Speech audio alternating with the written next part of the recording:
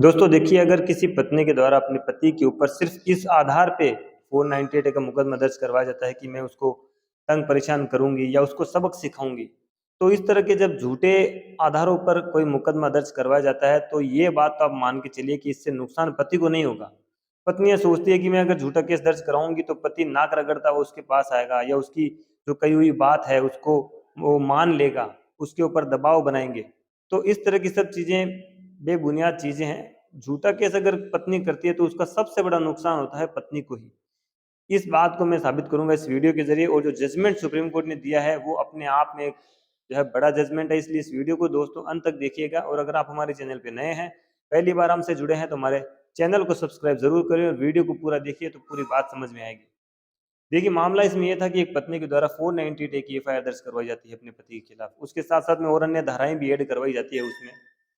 उसके बाद क्या होता है कि जो मामला है जो है ट्रायल कोर्ट में चलता रहता है। पति को ये सब पता है कि जो मेरी पत्नी ने मुकदमा दर्ज करवाया ये बिल्कुल झूठा मुकदमा है। इसलिए पति के द्वारा किसी तरह की कोई एफआईआर क्वेश्चन के लिए हाई कोर्ट में याचिका नहीं लगाई जाती। वो क्या करते हैं कि इस ट्रायल को फेस करते हैं। जब मामला पूरा ट्रायल खत्म हो जाता है तो अंत अंत में क्या होता है कि पति को बरी कर दिया जाता है।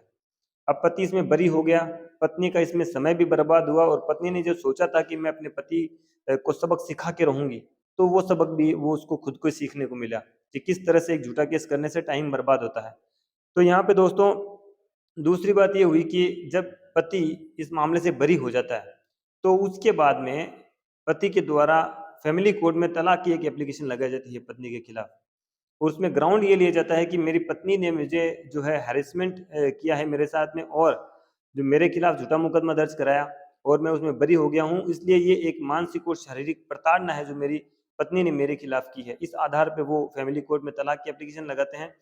लेकिन यहाँ पे दोस्तों तलाक की एप्लीकेशन लगाने के बाद फैमिली कोर्ट ने इस मामले को डिसमिस कर दिया। उनको पति को कोई राहत नहीं मिली। उसके बाद पति ने हाई कोर्ट में इस जो है ऑर्डर को चैलेंज किया। हाई कोर्ट में भी उसको कोई राहत नहीं मिली। उसके बाद माननीय सुप्रीम कोर्ट में जब मामला पहुंचता है तो सुप्रीम कोर्ट ने देखा कि पत्नी के द्वारा 498 की एफआईआर दर्ज कराई गई थी। उसके बाद में पति ने पूरा ट्रायल फेस किया। ट्रायल फेस करने के बाद में पति इस मामले में बरी हो जाता है। बरी होने की जो अवस्था है उसमें पति भी जो है मेंटली टॉर्चर हुआ है। उसको अब उसका समय बर्बाद हुआ है, उसकी जो है समाज में बदनामी भी हुई है। और पत्नी ने जिस तरह से जो आरोप लगाए हैं उन आरोपों को वो कोर्ट में साबित नहीं कर पाई। इसका मतलब ये है कि उसने सिर्फ और सिर्फ पति को हैरेस करने के लिए, उसको तंग और परेशान करने के लिए इस तरह का झूठा मुकदमा दर्ज कराया। अब यहाँ पे जो तलाक की एप्लीकेशन थी उस पे विचार करते हुए, उस पे आदेश करते हुए सुप्रीम कोर्ट ने कहा कि ये एक तरह से मेंटली क्रूएल्टी है, और इस क्रूएल्टी के आधार पे तलाक का ये जो ग्राउंड है ये बिल्कुल सही बैठता है और इस पे तलाक दिया जा सकता है। और सुप्रीम कोर्ट ने उस मामले में पति को राहत देते हुए पत्नी से तलाक की जो याचिका है वो स्वीकार कर ली और पत्नी को तलाक दे दिया। इस तरह से जो है पत्नी का नुकसान हुआ इसमें। पति को पहले से पता था कि इस तरह का मामला झूठा है और वो आज नहीं तो कल इस मामले से बरी होगा, और उन्होंने पेशेंस रखा।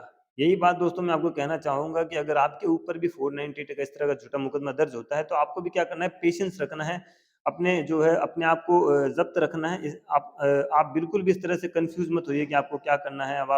अब आपके ऊपर मुकदमा दर्ज हो गया है, अब आपके ऊपर काफ़ी सारी दिक्कतें आएँगी।